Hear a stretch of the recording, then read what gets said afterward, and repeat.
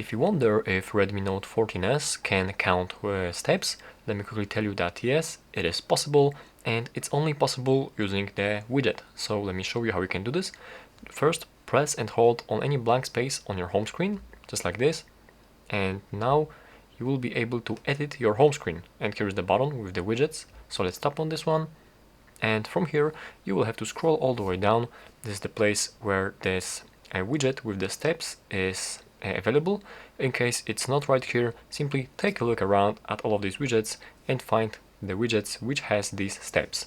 From here, tap on this one, and here are some different variants. Oh, that's basically the upvote widgets. So simply select this widgets with steps and press add to home screen.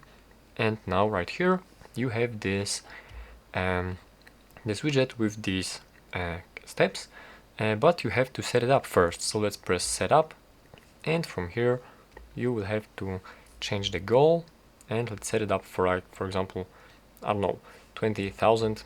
Press OK, and now we have this goal right here, and like after we will be like walking, this data will be recorded and you will be able to see it just right here in this widget.